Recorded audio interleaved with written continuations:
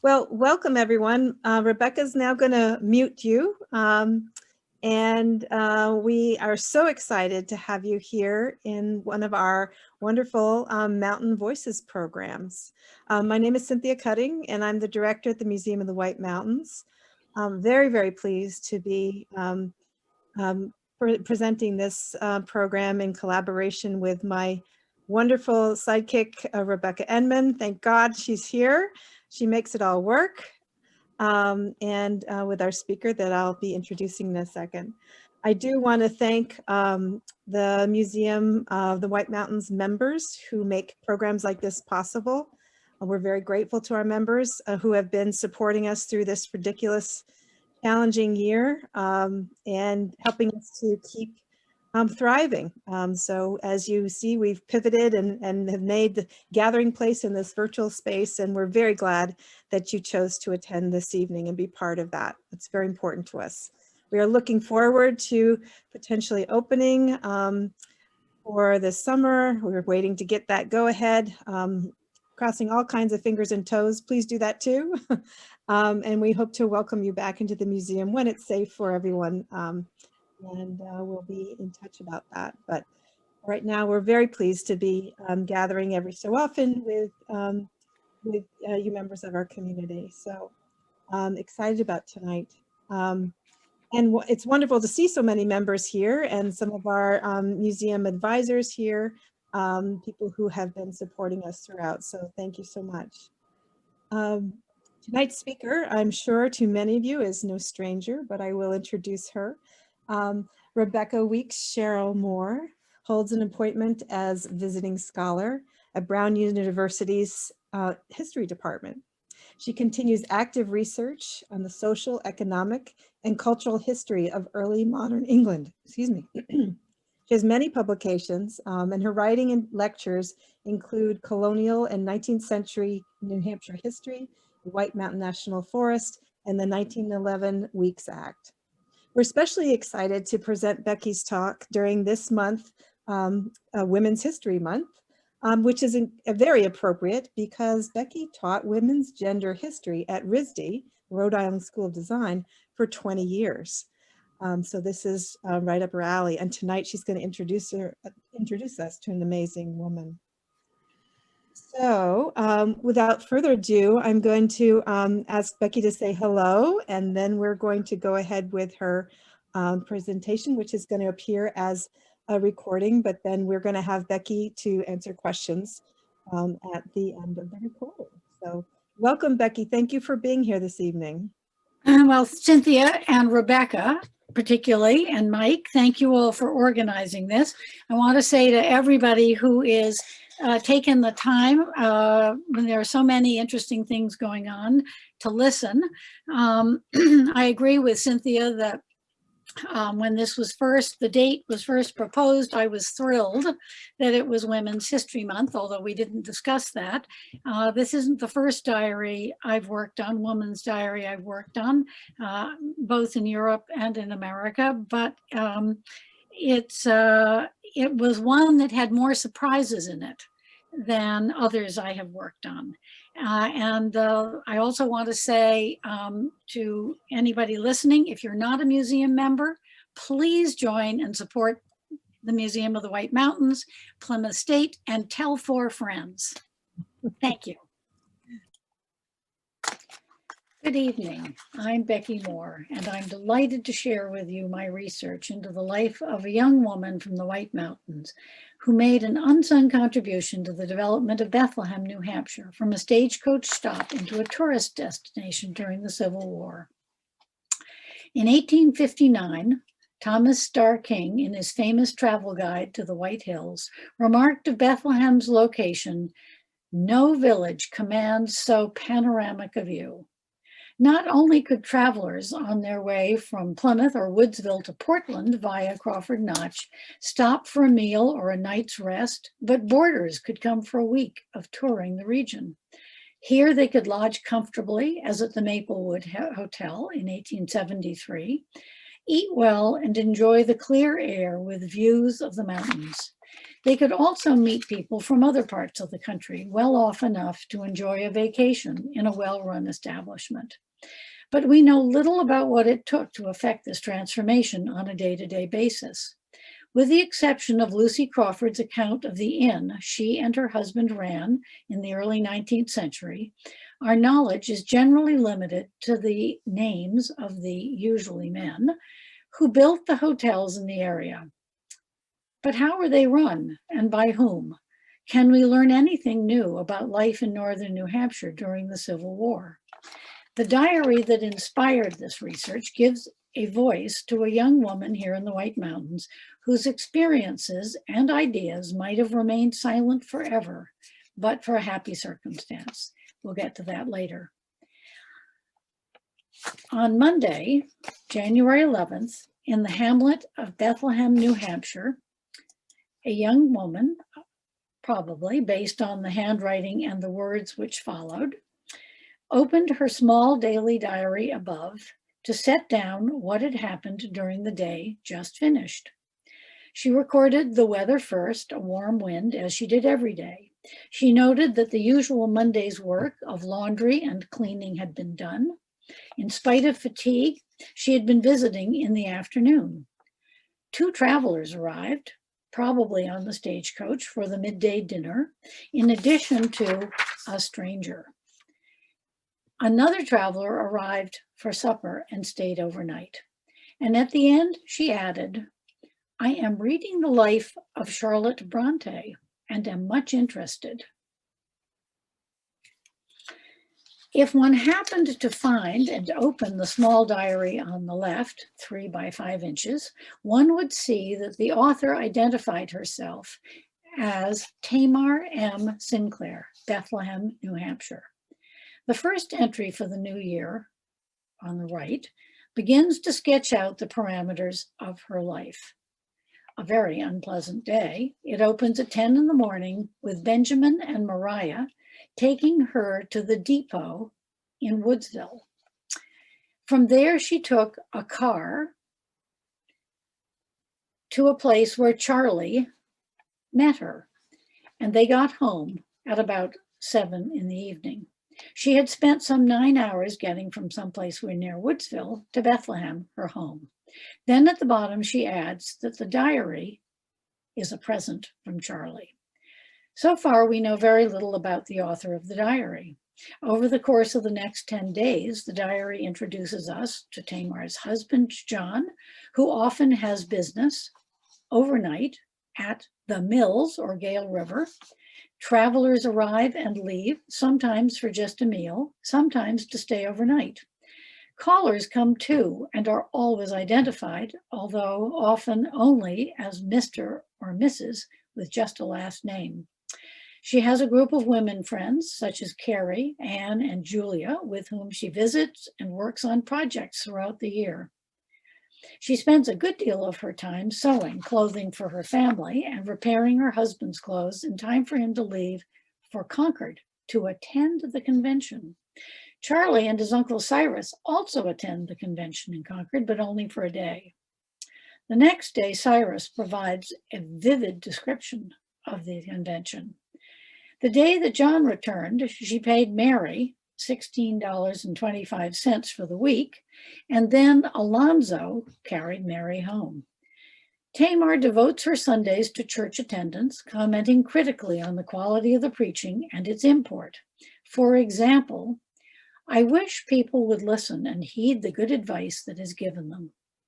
As John leaves for Gale River on the Sunday afternoon, she pens a poignant refrain which she repeats frequently throughout the year. "I shall be glad when he can be home more, for no one but myself can know how much I miss him." The next evening, while he is away at Gale River and she has completed her busy Monday, she reads from Elizabeth Gaskell's Life of Charlotte Bronte and comments that it interests her. What do you suppose interested her? How can we learn more about Tamar?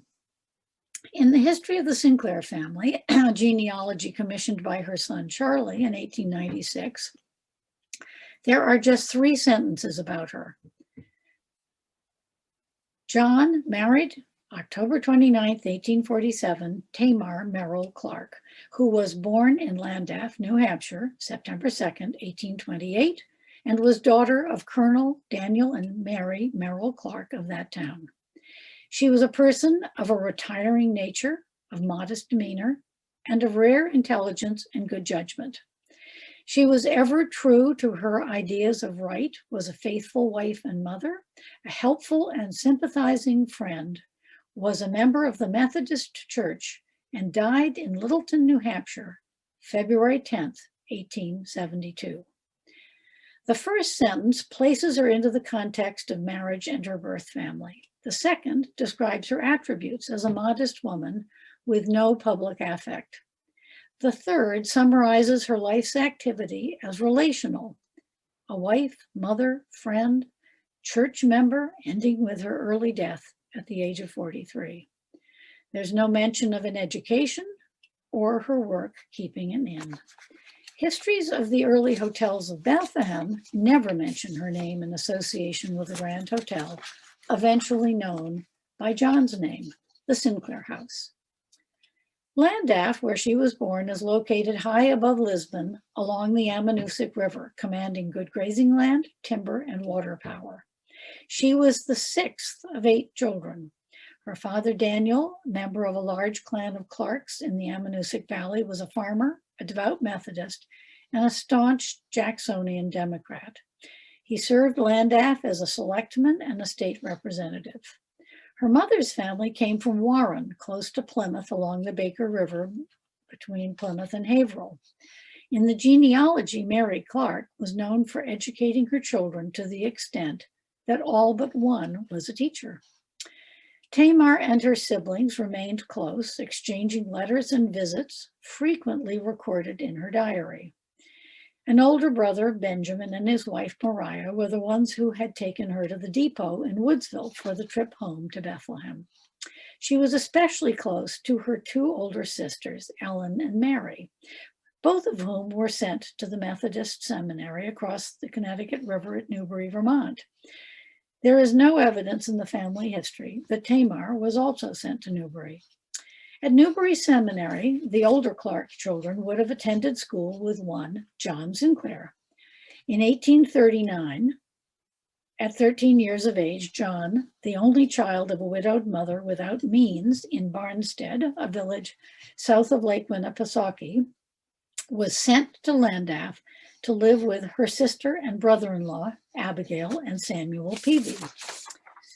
Before 1827, Peavy had formed a partnership with a man named Samuel Webster, also from Barnstead, to obtain lumber for the seacoast market. Peavy established a base in Lancaster where he could buy timberlands along the Gale River in Franconia and the Bethlehem uplands, while Webster remained in Barnstead as the lumber merchant. The thriving cotton mills near Barnstead at Dover, Exeter, Manchester, and Lawrence may have encouraged the partners to invest in a potato starch factory in Lancaster in 1844. Like Clark, both Webster and Peavy were active Democrats in state and local politics, serving as selectmen, New Hampshire state reps, and county sheriffs. The Peavy family included a daughter John's age, Emma, and he learned about the lumber and potato starch businesses from his uncle. And like some of the Clark children, he was sent for a few terms to Newbury Seminary. After a few years gaining business experience in Manchester and Lawrence, John returned north, and in April of 1847, he and another Barnstead cousin, Enos Bunker, bought a store on the Littleton Crawford Notch Turnpike through Bethlehem. At the end of October, he married Tamar, aged 19, in Lancaster, and together they moved to Bethlehem, where Charlie was born the following summer. In addition to poetic descriptions of the White Mountain landscapes, Starr King's White Mountain Guide included this map, which will help us understand a bit the geographical context in which Tamar wrote her diary. By the early 18th century, the need for wood products, for masts and building materials had encouraged the English colonists to push into the interior regions of New Hampshire. River valleys provided the easiest means of access.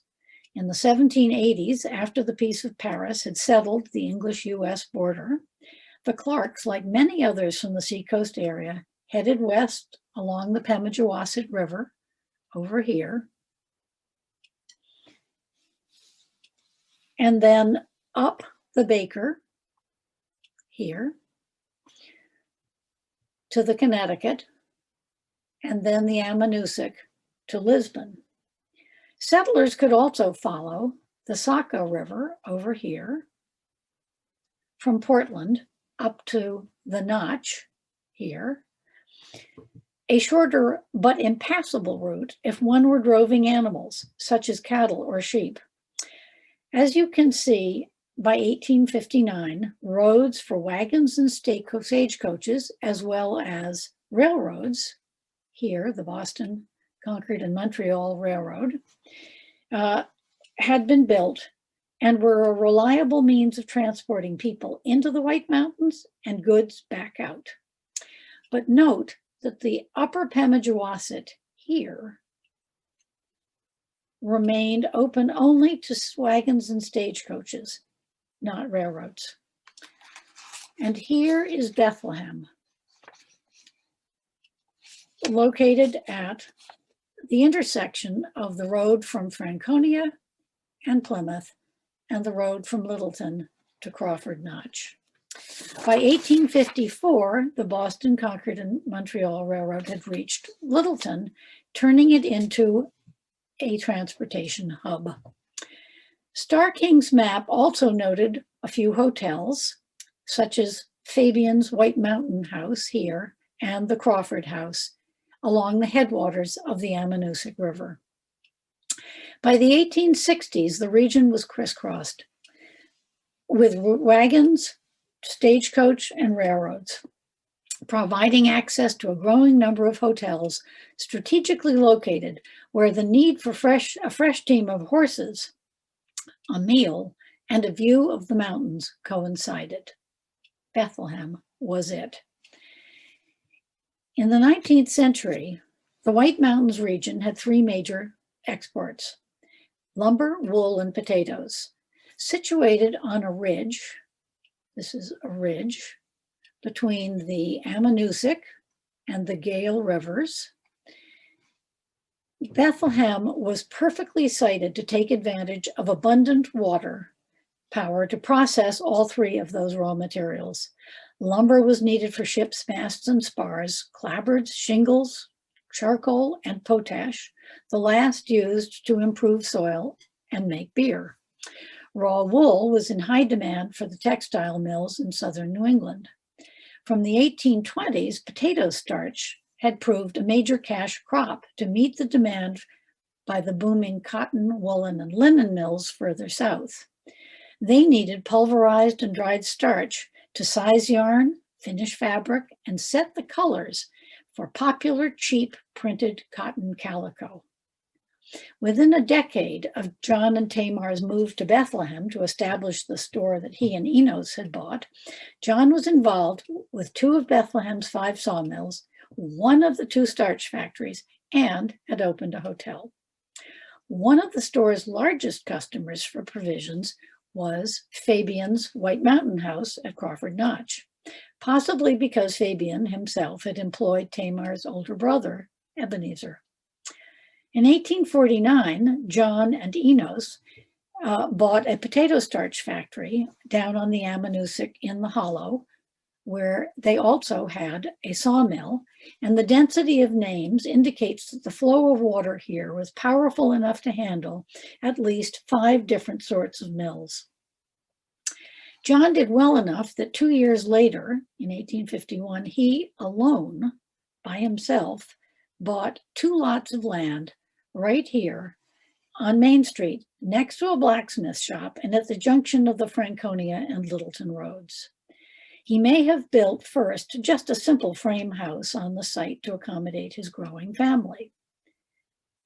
Enos's brother Cyrus was a blacksmith, and he came up from Barnstead to Bethlehem in 1853 to service the stagecoach horses after or before the long haul through Franconia Notch to Plymouth.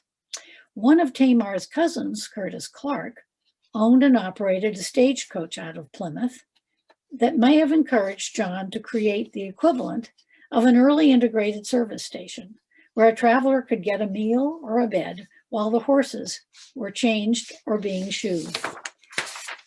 In that same year, John and Samuel Webster's son, Robert, expanded the sawmill operation down here on the Gale River, on lands which Webster and Peavy had acquired decades earlier. And in 1857, John and 3 partners acquired a grist mill that already existed in the hollow near the potato, starch, and sawmills that he was already involved with.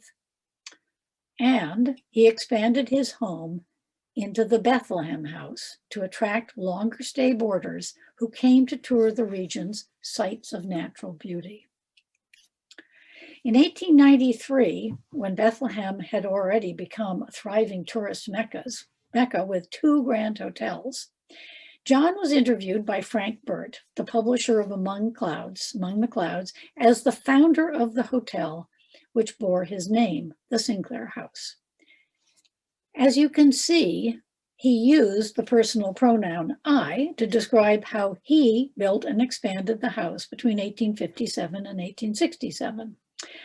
Kilburn's view on the right from about 1870 shows the 3 sections, starting with the left in 1861, then the central section, perhaps without the 3rd floor and the cupola, in 1861, and finally the right-hand section by 1867. He also mentions the first guests to come, Dr. Dunbar and his wife, and carefully notes that Dr. Dunbar was a man of substance, afterwards mayor of New Bedford. But there's no mention of the person who actually ran the Bethlehem house and its livery stable, the person who ordered the food which was served, who mended the linens, and oversaw the constantly changing members of staff, Tamar. Within 2 decades of her death at 43, her contribution to the place that she had lived in, worked, and raised her children for over 20 years had been erased by her husband.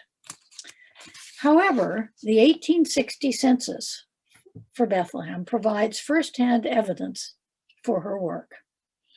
The Sinclair household was labeled a hotel, which included John, a merchant, Tamar, a landlady, 3 children, Charles 12, Emma 9, Martha 4, his mother, Martha 74, Mary, a hired girl from Ireland, 2 boarders, a house carpenter from Maine and a farm laborer, and Cyrus's nephew, Charles Bunker, a clerk. Most of the other married women in the community were listed as keeping house. Young unmarried women did housework. There were 2 women each listed in Bethlehem as teachers, seamstresses, and factory operators. But there was only 1 landlady. On a functional level, John's frenetic entrepreneurial activity would have precluded him from trying to manage a hotel. But in addition to all of this enterprise, John had begun his own political career, serving as a Democrat in the General Court of New Hampshire from 1852. So while the census acknowledges that it was Tamar who managed the Bethlehem house, the cupola here on the left, as a landlady, the diary records what she actually did to earn the ascription. She worked constantly to make sure that it was clean, with laundry done, meals well organized to provide a good table, keep the household and hotel accounts, oversee and pay the hired help, plant a garden for summer vegetables, buy live chickens and turkeys to provide fresh meat on site during the summer, make sure the haying was done to provide for the horses, work with the bunkers to provide livery service for guests and stage personnel, as well as worry about her children, sew their clothing, devote Sundays to attending church, the steeple right here on the right across from her, and maintain a busy social life, visiting friends and neighbors along what was known as the street. Among her visitors in February of 1864 was the wife of Benjamin Kilburn, the photographer of Bethlehem Street above. As we know from Tamar's January 11th entry, which we read at the beginning, the usual Monday morning work involved doing the washing. Imagine what it would have been like to do laundry for such an inn during January in the White Mountains without benefit of washing machine or dryer. And in fact, just 5 days later, on a Saturday, with guests at the inn for midday dinner, Tamar noted that the water failed. The source, possibly a well or an aqueduct from a nearby spring, had frozen up and remained so until the following Monday, when a thaw released the water. And it happened again a week or so later, and probably many other times. The diary also records the months of work during May and June to prepare the inn to receive its lucrative summer boarders. At the back of the diary, Tamar made the sort of notes, to-do notes, that many of us scribble down when we are overwhelmed with details.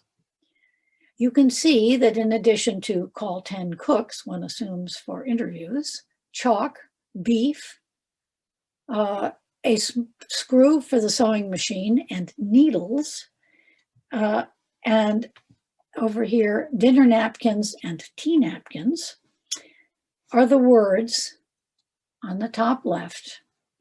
He said, "Only two ways of entering heaven, one to enter by the narrow way, and the other to remain outside."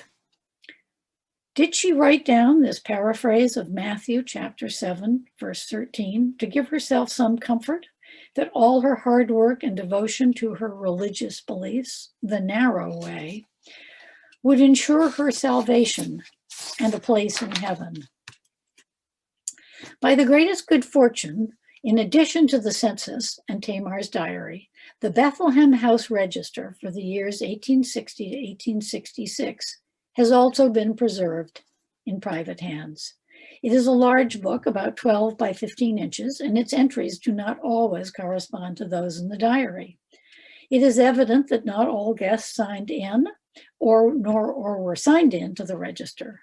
Furthermore, the diary notes that there were travelers and strangers staying and eating meals at the inn year-round, while the register appears to be limited to the summer and early autumn months, the season.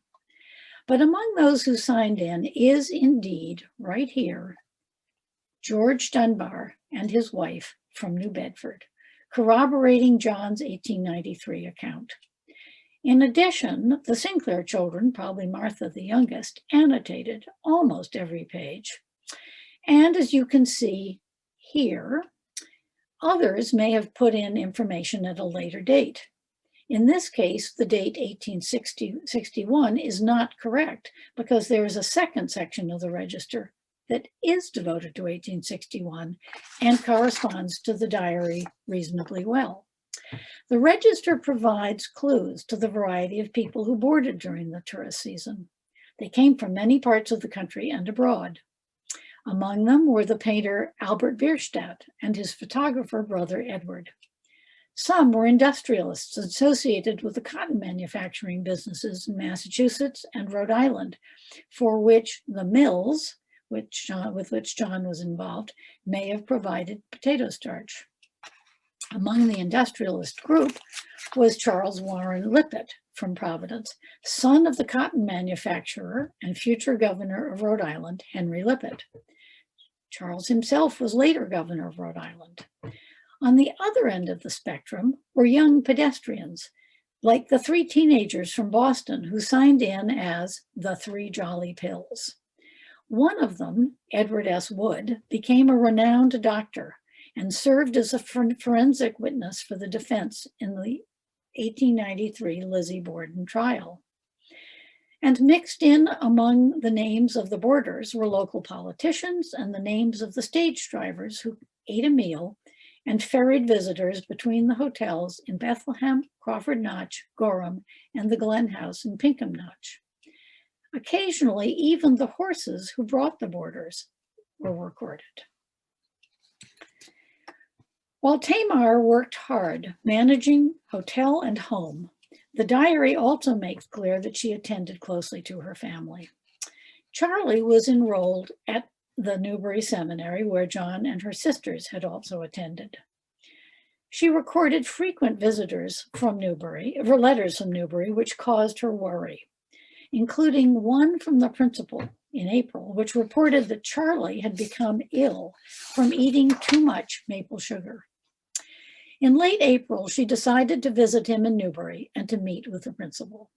She combined the expedition with seeing her widowed mother in Llandaff and an older brother, a retired hotel keeper himself, in Orford. She took the cars, or the Boston, Concord, and Montreal Railroad, from Littleton down to Woodsville, crossed over to Wells River, Vermont, to take the Connecticut and Passumpsic River Railroad car to Newbury. When she joined Charlie on the 27th, she noted in her diary that they went directly, I went directly to Father Stevens. I find that 18 years has made a great change in them when I boarded with them and went to school and have not seen them since. This is the only evidence that Tamar herself was educated at Newbury Seminary. Unlike the information in the Sinclair genealogy about her sisters and her daughters, her own education was omitted. Why? While her attendance at Newbury might have been limited, it may have prepared her to comment critically on the preaching that she heard each Sunday, or to read the life of Charlotte Bronte with interest. As the historian of Newbury, Vermont, wrote of the seminary, it was a working school and drew its students almost entirely from families of farmers and mechanics, young men and women trained to labor, who knew the limits of their opportunities and made the best of them. In addition to getting an education in literature, mathematics, and languages at Newbury, Tamar also learned about how to treat boarders well. Although Mother Stevens had aged in the 18 years since Tamar had last seen her, she noted that Mother Stevens had not forgotten how to get up a good dinner and that it was splendid. This may have influenced all the diary entries where Tamar records that what she has served, including fresh trout, pigeons, spare rib, turkey, and especially oysters. Tamar and John, like most residents of northern New Hampshire, remained supporters of Andrew Jackson's democratic principles. They referred to their party as the Democracy. They believed that protecting the Union was paramount. Their antipathy to abolition as a cause for prolonging a bloody civil war may not have been unrelated to the dependence on the northern economy on cotton. John's potato starch and hotel businesses both benefited directly from the cotton industry. By 1863, John was already forming a partnership with two Rhode Island cotton magnates, future Governor Henry Howard and U.S. Senator from Rhode Island, William Sprague, to expand the Gale River sawmill operation. In December of 1864, Howard and Sprague bought out the Webster share of the timberlands that Peavy and Webster had bought in the 1820s. The Bethlehem House served as a useful political nexus for the political and economic aspirations of John and his fellow local Democrats, like Harry and George Bingham of Littleton. When the General Court met in late May of 1864 for its annual 6-week session, Tamar recorded that John took Emma and Martha with him to Concord for the first week. This gave her time to devote to final preparations for the summer season. But at 13 and 9, one wonders with whom the two girls stayed while John was busy working with other Democrats to deny New Hampshire's soldiers in the field the opportunity to vote in the upcoming presidential election. After a special August joint House and Senate session, the Republicans in the general court prevailed, and the soldiers were able to vote in November. Tamar's diary indicates that she fully espoused the Democratic platform, and when Lincoln was reelected in November of 1864, she reported that the news was black, but that she was proud that the town, Bethlehem, has done nobly. I wish that every place could do the same. But the Civil War revealed the New Hampshire democracy's weak incapacity to adapt, and the politics of Democrats like Franklin Pierce and John G. Sinclair slowly went underground in 19th century New Hampshire. A few days after Tamar's 36th birthday in September of 1864, a Mr. and Mrs. Ames arrived for a visit. They did not sign the register, but their visit occupies 5 days of her diary. The name Mrs. Ames had appeared a number of times previously in the diary, and I had noted it. In February, Tamar had given Mrs. Ames's travels to her friend Eliza. In late March, a bundle of letters arrived from Mrs. Ames. Then, in mid-August, Mrs. Ames herself arrived by rail for a 4-day visit, during which she and Tamar took all 3 Sinclair children to the nearby Franconia Mountains, whether for a hike or a horseback ride is not stated. A few weeks later, in September, both Mr. and Mrs. Ames arrived by stage for their visit. Although they could have taken the train from Concord to Littleton, they chose the stage, perhaps for the reason that caused Starr King to write that the stages reach Bethlehem at about the time in the afternoon when the light is most favorable and begins to flush the Mount Washington Range with the richest coloring. If so, like Starr King, they had a literary and aesthetic appreciation of their environment and preferred the stage to the railroad. The Ames's visit involved a 3-day expedition to Mount Washington, and Tamar accompanied them. The weather was perfect. On the morning of the 7th, the 3 went from Bethlehem to the Crawford House, which was crowded with 50 guests. They arrived in time for a tip-top lunch, before going up Mount Willard for a most lovely view, as we know, down this dramatic Saco River Valley. The next morning after breakfast, a party of 15 left the Crawford House at 8 a.m., probably on horseback, as we see here, and arrived at the summit at about 12:30. They had a good dinner at the Tip Top House itself before heading down at 3 p.m. Batchelder's 1858 engraving on the right depicts parties arriving from the Glen House, the Crawford House, and the White Mountain House, making such hotel expeditions up to the summit look like recent photographs of the hordes waiting to summit Mount Everest. The trip down the Crawford Path took 3 hours, and Tamar noted that she was tired and lame, but well paid for the exertion and fatigue. The next morning, still lame and sore, she went to asked the clerk for her bill, but was told there was no charge. Throughout the year, the Crawford House and Bethlehem House had exchanged visitors, and Tamar had provided meals for Crawford House stage drivers. She accepted this professional courtesy, but also made sure to tip the staff by recompense.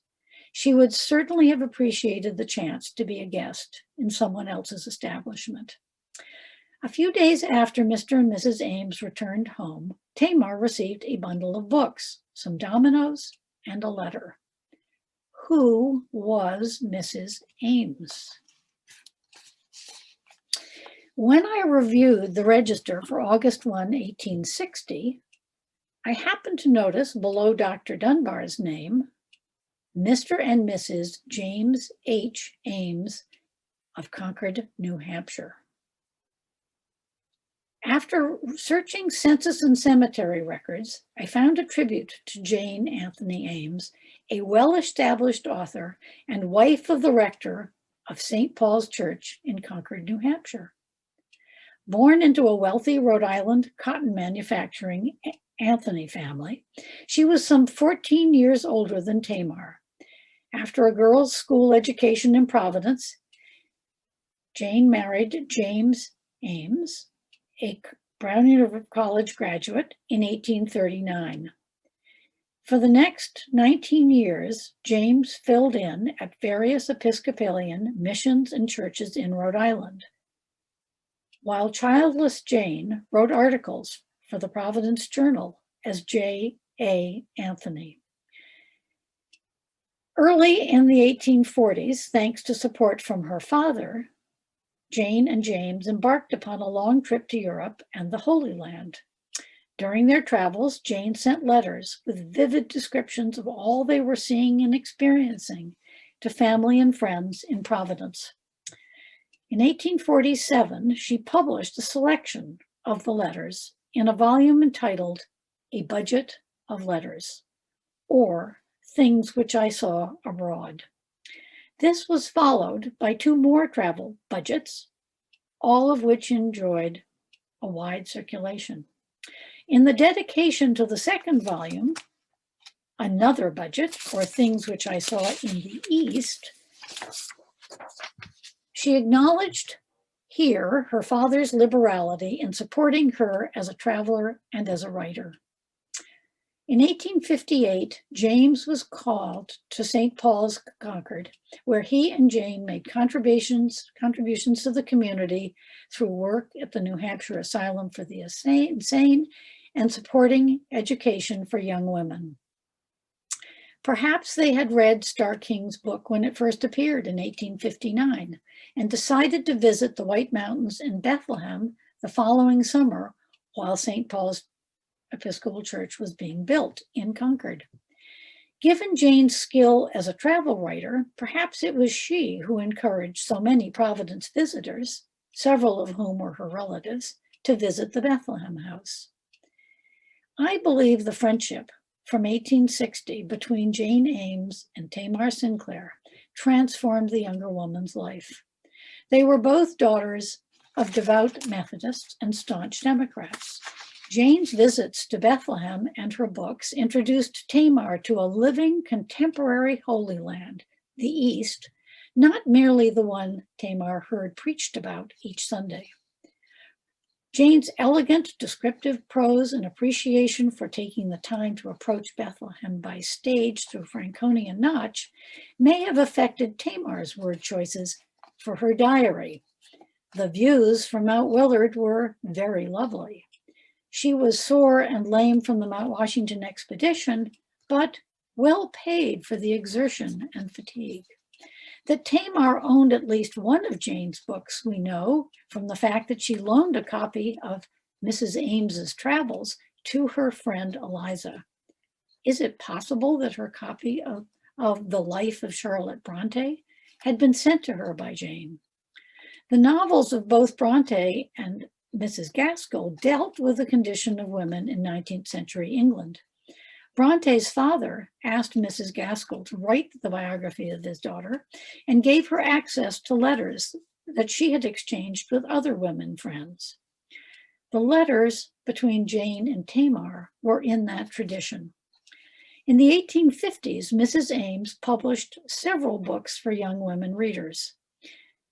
It occurred to me that when Emma and Martha went to Concord while John was attending the opening of the General Court session in May, they might have safely stayed with Jane Ames.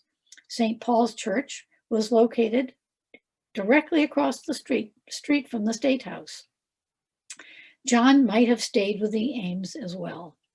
Based on Tamar's account of the day trip she and Jane took with the children to the Franconia Mountains in August, it would seem that she enjoyed children and was interested in their education. I am so glad to have met Jane Anthony Ames through Tamar.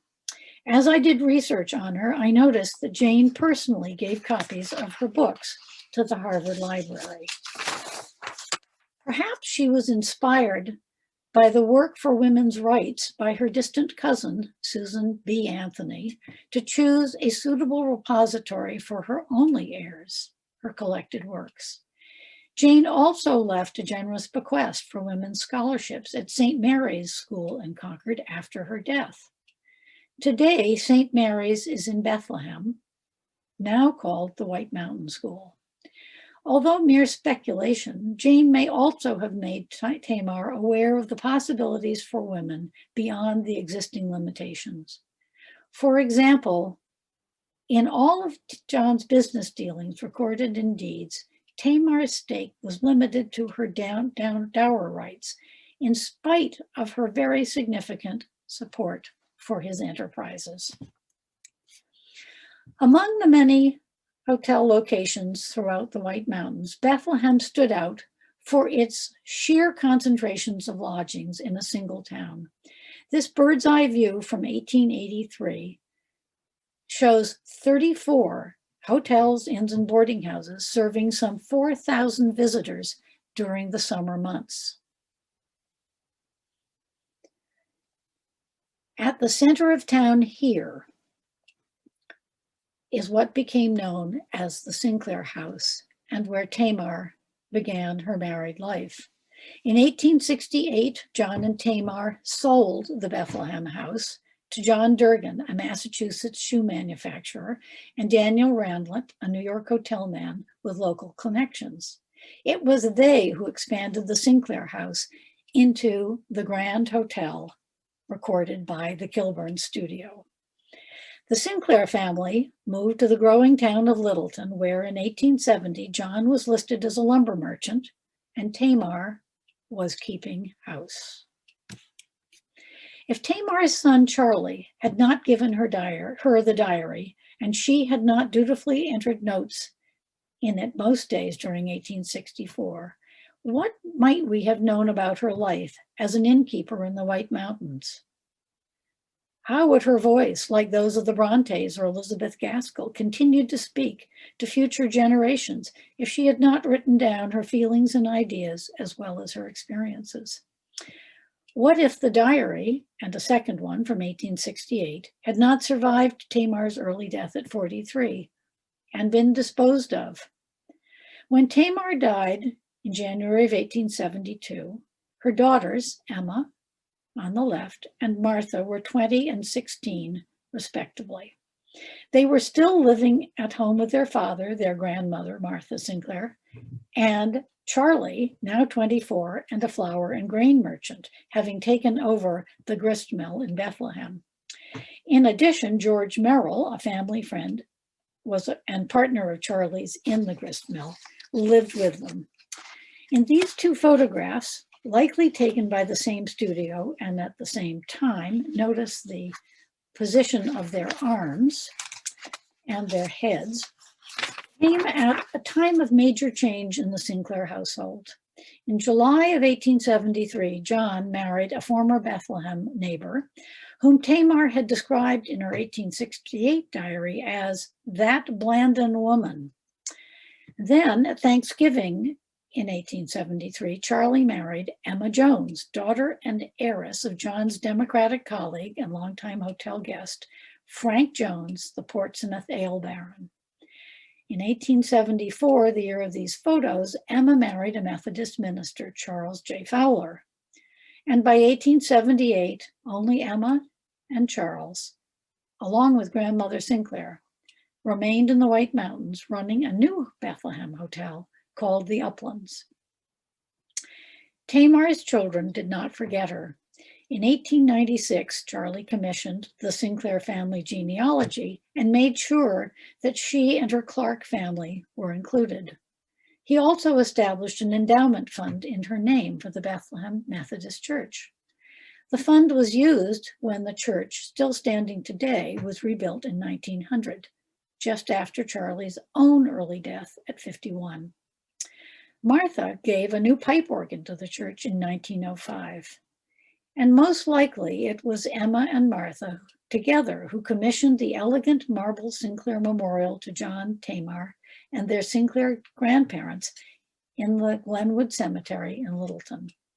Fortunately for us, Emma, and in turn her daughter Louise, kept the two diaries safe. In the late 1970s, Louise's son decided that they should be donated to Dartmouth College to join a collection of family papers established by a cousin. At that time, Louise's daughter Elise asked to have the chance to transcribe the diaries for future generations of the family. As you have seen from the few pages I've shown you, the task of transcribing Tamar's handwritten daily notations was daunting. Elise devoted 7 years to the task. In her introduction to the transcription, she wrote that she found the process a challenge due to the condition of the diaries, her great-grandmother's handwriting, and not least the often sad and depressing tenor of the entries. But she persevered and finished in 1985, creating a binder of her transcriptions and her analysis of what she had learned about Tamar. Elise concluded that Tamar was a provincial woman with not much independent thought, attempting to be what was expected of her, a wife, mother, and a Christian neighbor. Her children, church, and a strong sense of duty seemed to be the elements which kept her great-grandmother on course. Listening carefully to her voice through the diary, Elise discerned Tamar as a woman without guile, yet possessing a goodly amount of forthrightness, not an intellectual, but not without an education, caring, but not demonstrative, frail, but dedicated to the work ethic, lonely, spirited, bewildered, spunky, private, good, and compassionate. When someone asked why she had persisted with such a difficult process, Elise replied, "Because I owe it to her." Elise's observations reflect her own experience as a woman growing up during the social upheavals of pre- and post-World War II America. Many educated women were still not encouraged to develop their minds through a career. However, by the time Elise embarked upon her transcriptions, women's studies were becoming an integral part of the higher education curriculum, and there was scholarship. She wrote that she was inspired by James Agee's 1941, "Now let us praise famous men," to see Tamar as a famous woman. At the end of her introduction, Elise concluded, she was a young woman in a little village in the heart of the White Mountains of New Hampshire who did her best. One fortuitous aspect, the lucky circumstance, of Elise's hard work was some collaboration with her second cousin, Patty, a school classmate in Boston. Patty had worked hard during her life to get a college degree and to develop a career for herself as a language-based learning disabilities specialist. She shared Elise's concern for preserving this record of a woman, their shared great-grandmother, who had worked so hard during a short life and received no recognition for her contribution to the development of the Sinclair Hotel or Bethlehem itself. Because Patty lived near Bethlehem part of the year, she provided contextual information about Tamar for Elise, including the connection with Frank Jones of Portsmouth. It has taken me over 30 years to take the time to appreciate Elise's remarkable gift and to understand that Elise was right. Tamar was a famous person.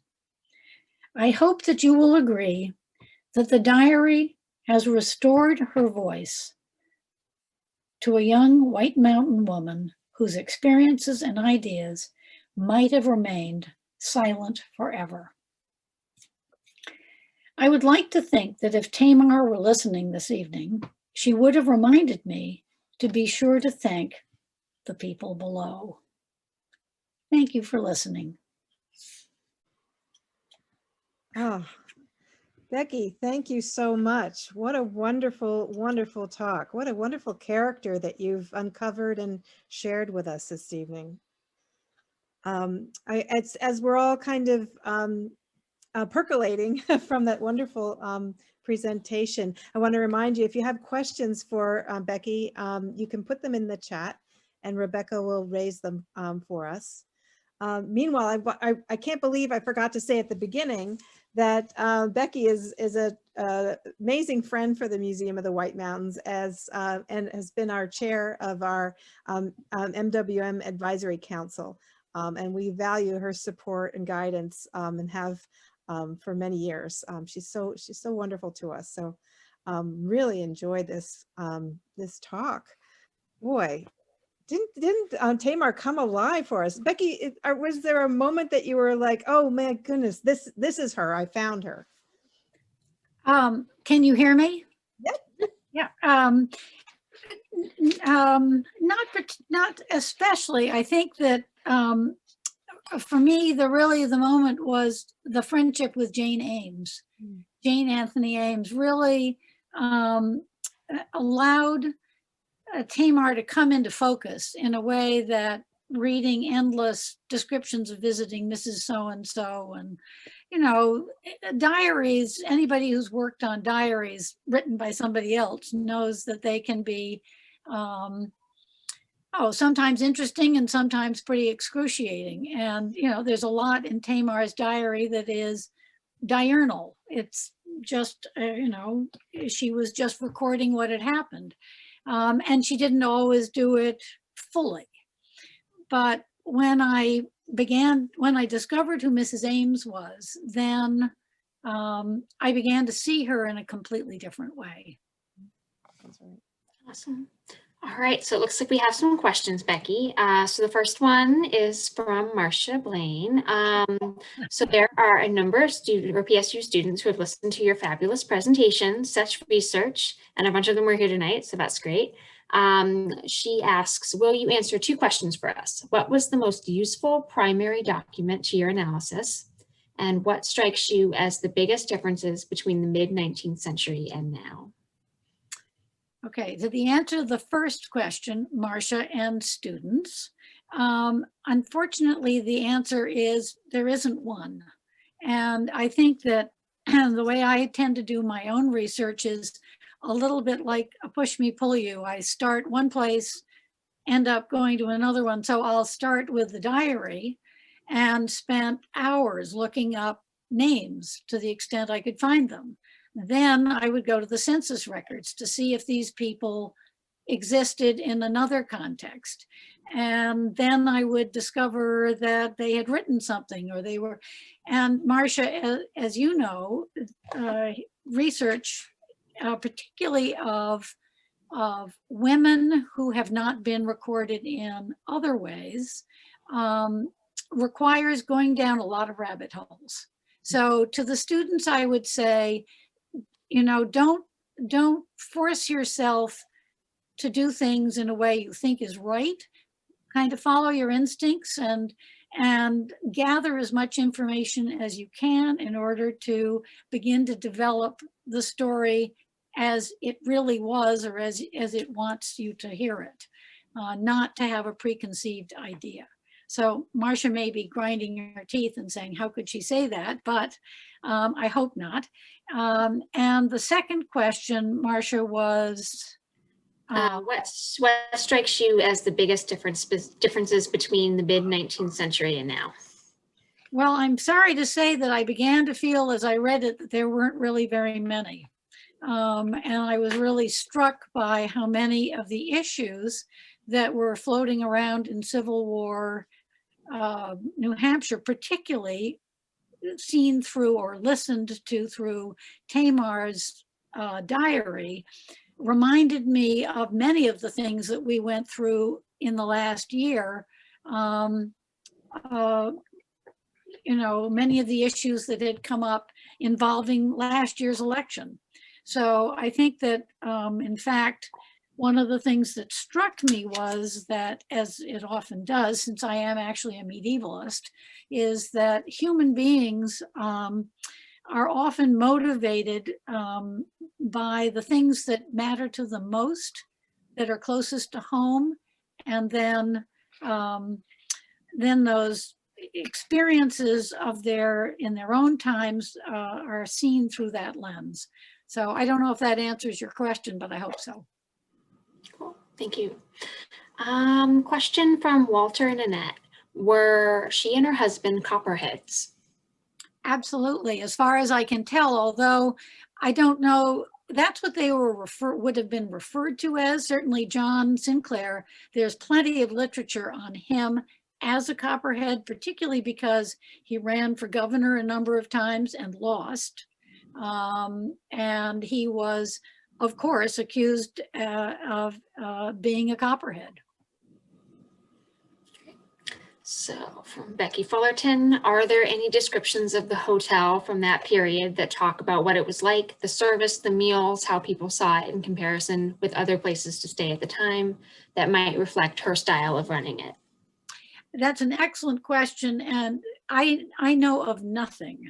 So maybe there's another diary out there lurking someplace. I mean, this is one of the great things about history or doing historical research, is that somebody someday may find in an attic